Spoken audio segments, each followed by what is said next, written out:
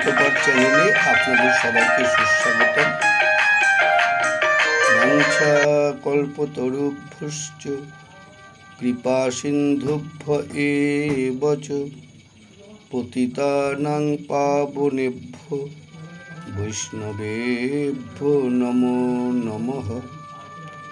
বন্দেহং শ্রীগুরু শ্রীযুতপদকমলং শ্রীগুরূন বৈষ্ণবাংশ্চ শ্রীরূপং সাগ্রজাতং সহগণ রঘুনাথান্বিতং তং সজীবং সাদ্বৈতং সাবধূতং পরিজনসহিতং শ্রীকৃষ্ণ চৈতন্যদেবং শ্রীরাধাকৃষ্ণপাদান সহগণ ললিতা শ্রীবিশাখানিতাংশ্চ। আমরা ধারাবাহিকভাবে শ্রী অদ্বৈত বিলাস নামক প্রাচীন গ্রন্থ থেকে আস্বাদন করে চলেছি। আমরা ইতিপূর্বে 19টি পর্বে আস্বাদন করেছি অদ্বৈত প্রভুর আবির্ভাব থেকে। আজকে আমরা যেখানে বিশ্রাম দিয়েছিলাম তার পরবর্তী অংশ থেকে আস্বাদন শুরু করছি।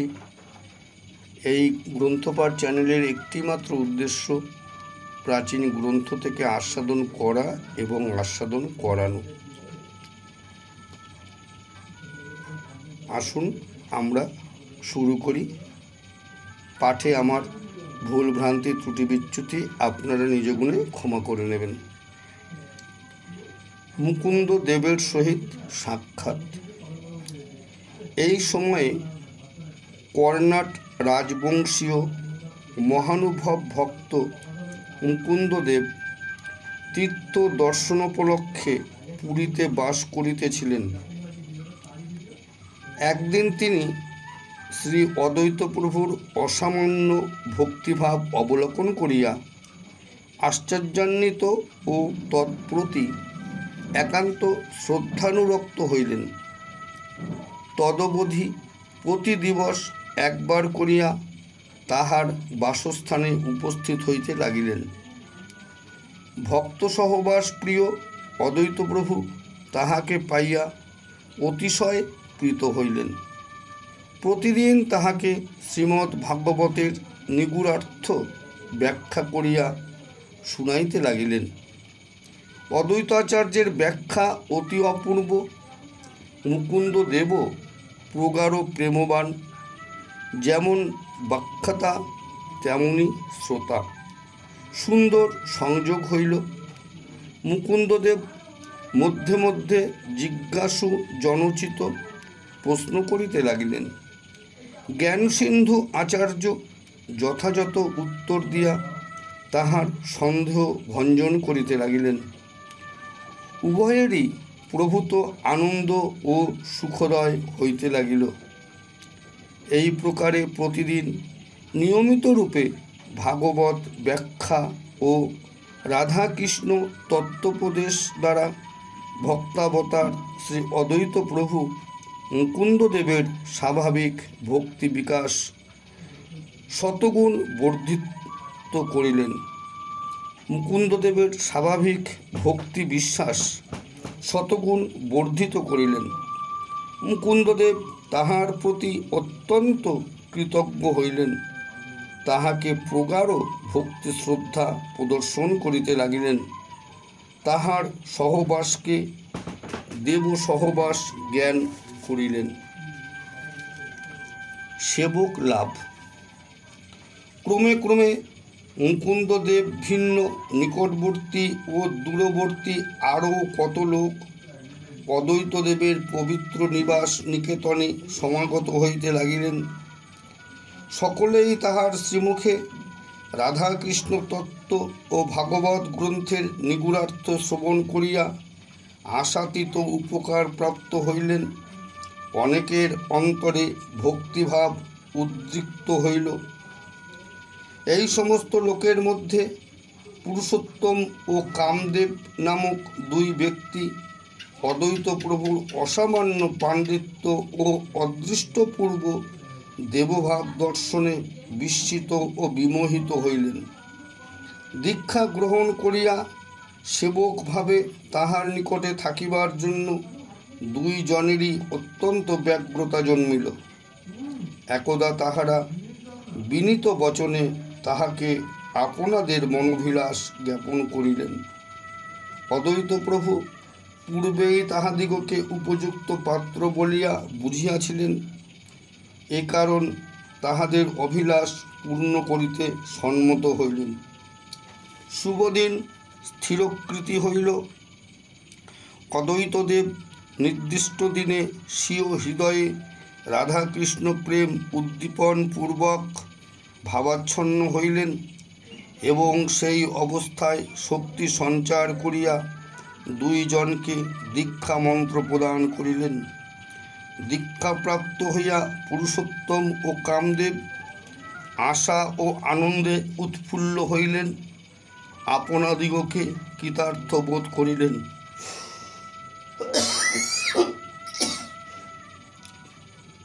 দীক্ষার পূর্বেই তাহারা মহিমাশালী মহাভাবময় অদ্বৈত প্রভুর বাধ্য ও অনুগত হইয়াছিলেন। এক্ষণে তাহাকে কৃষ্ণাভিন্ন জ্ঞানে দর্শন করিতে লাগিলেন। দেশাগমন। কিয়দ্দিন গত হইলে আচার্য শ্রী অদ্বৈত অভিনব শিষ্যদ্বয়ের নিকট নীলাচল পরিত্যাগের অভিপ্রায় প্রকাশ করিলেন। শিষ্যদ্বয় তাহার সমবিব্যাহারী হইবার জন্য প্রস্তুত হইতে লাগিলেন। দীক্ষার পূর্বেই তাহারা শ্রী অদ্বৈত সন্নিধানে শান্তিপুর আগমনের প্রার্থনা জ্ঞাপন করিয়াছিলেন। ভক্ত প্রতিপালক প্রভু সে প্রার্থনায় সম্মত হন। ইহা পূর্বেই উক্ত হইয়াছে। ভক্তি ধর্ম গ্রহণোচ্ছুককে আশ্রয় দান করিতে ভক্তি বিস্তরক শ্রী অদ্বৈত কি অসম্মত হইতে পারেন? তত্ত্ব জিজ্ঞাসুর সহিত তত্ত্বালোচনায় ভক্তি চর্চায় তিনি পরম সুখী হইতেন। তাদৃশ ব্যক্তিকে আশ্রয় দানার্থ তদীয় আশ্রমদ্বার অবারিত ছিল। শিষ্যদ্বয় প্রস্তুত হইলে ভগবান শ্রী অদ্বৈতচন্দ্র ভক্তরাজ মুকুন্দদেব ও নীলাচলস্থ অন্যান্য ভক্তি তত্ত্ব শ্রোতাদের নিকট বিদায় চাহিলেন। তাহার শ্রীমুখে অপূর্ব ভাগবত ব্যাখ্যা ও অমৃতময়ী কৃষ্ণতত্ত্ব কথা শ্রবণ করিয়া তাহারা অনির্বচনীয় সুখ ও অনুপম আনন্দ প্রাপ্ত হইতেছিলেন। সে সুখ ও সে আনন্দে বঞ্চিত হইতে হইল, এই ভাবিয়া সকলেই ভগ্নচিত্ত ও বিমর্ষযুক্ত হইলেন। সর্বলোকবৎসল অদ্বৈত তাহাদিগকে প্রবোধিত করিয়া ভক্তিতত্ত্ব অনুশীলনের উপদেশ দিলেন এবং তাহাদের প্রতিজনের সহিত যথাযোগ্য প্রীতি আচরণ করিলেন।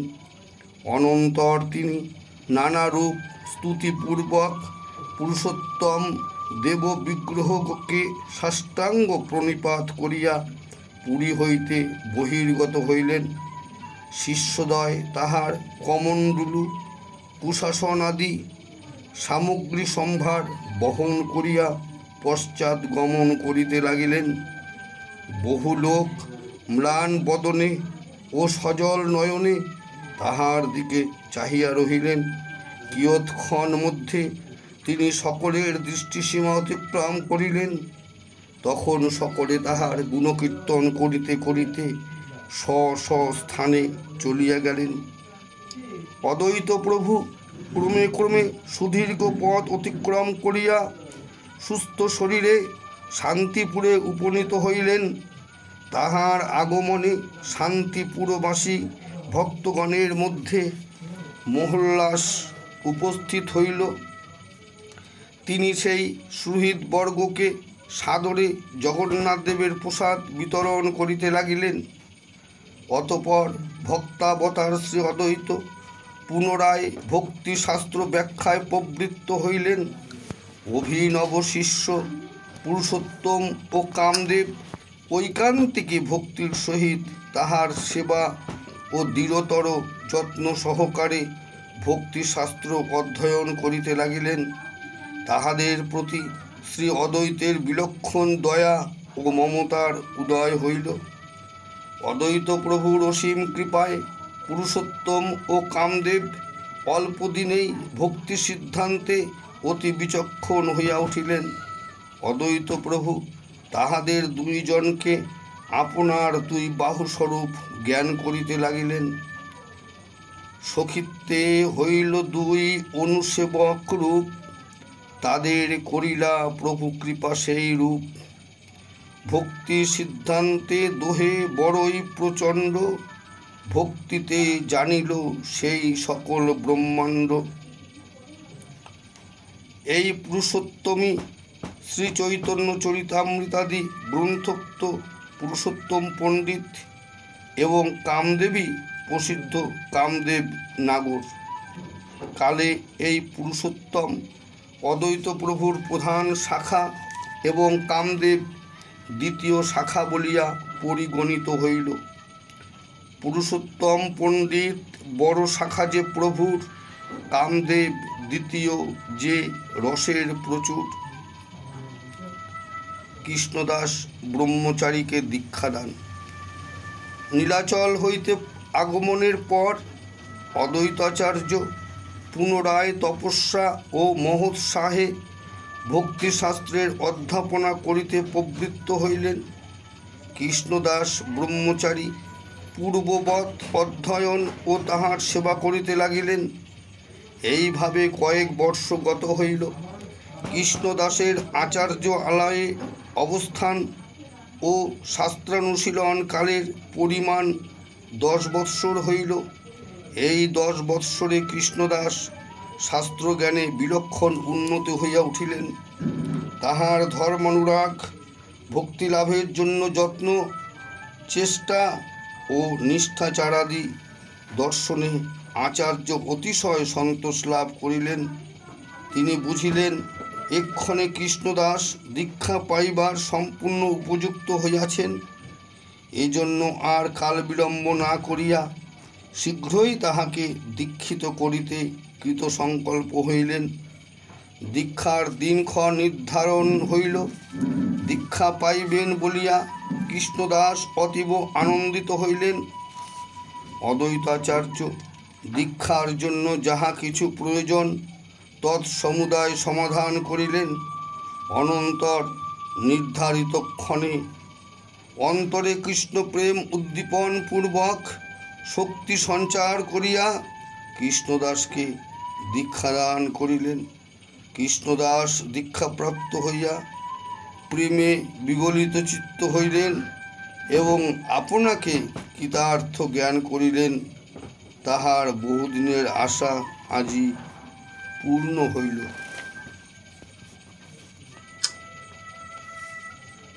চতুর্থ অধ্যায়, চতুর্থ অবস্থা, যৌবন লীলা। রাজা দিব্যসিংহের দীক্ষাপ্রাপ্তি ও নির্জনবাস।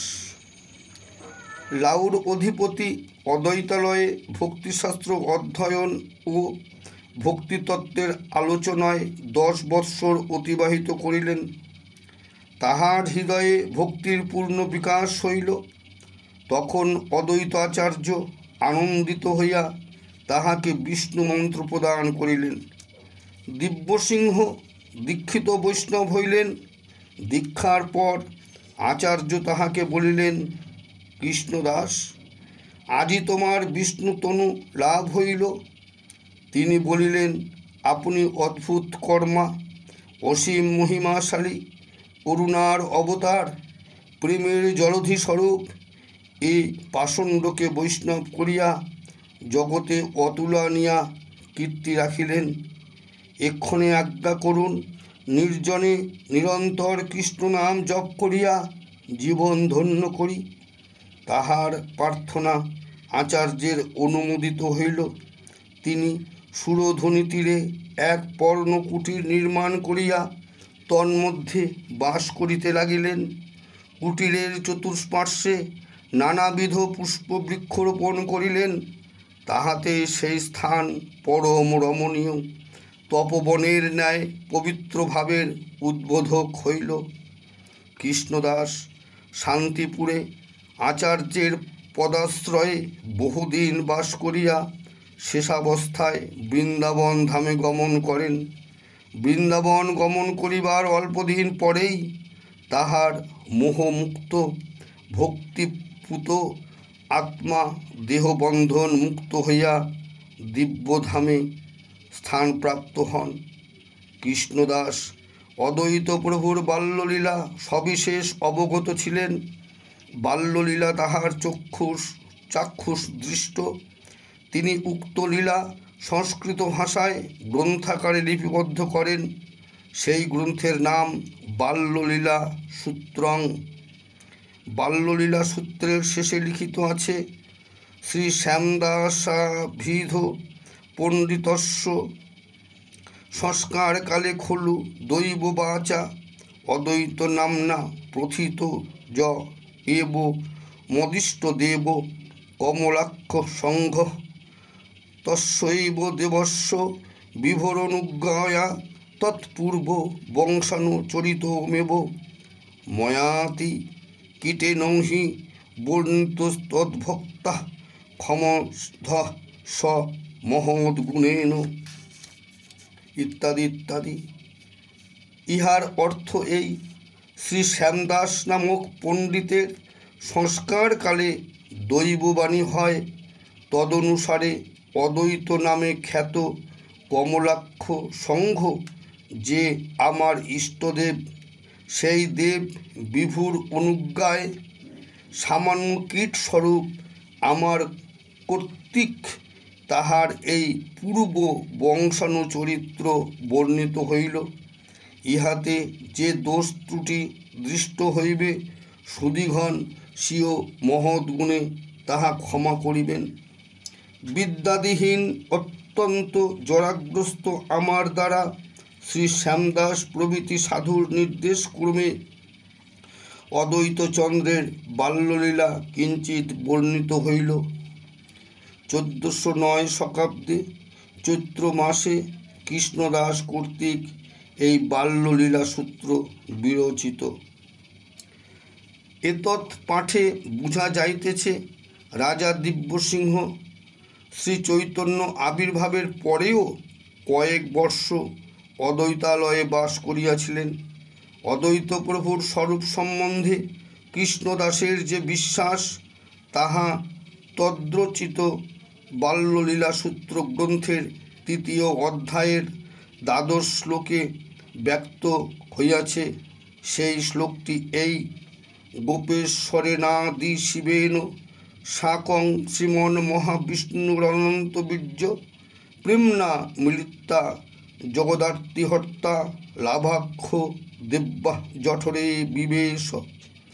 ইহার অর্থ, জগতের দুঃখ হরণকারী অনন্ত বীর্য শ্রীমন মহাবিষ্ণু গোপেশ্বর আদি শিবের সহিত প্রেমে মিলিত হইয়া লাভা নাম্নী দেবীর গর্ভে জন্মগ্রহণ করেন।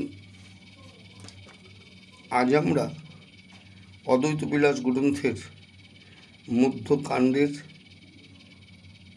কিছুটা অংশ আস্বাদন করলাম, এখানে বিশ্রাম দিলাম। আজকে গ্রন্থের 276 পাতার মধ্যে 204 পাতা পর্যন্ত আস্বাদন করা হলো। আমরা এর পরে বাকি অংশ আবার আস্বাদন করব। পাঠে ভুল ভ্রান্তি ত্রুটি বিচ্যুতি আপনারা নিজ গুণে ক্ষমা করে দেবেন।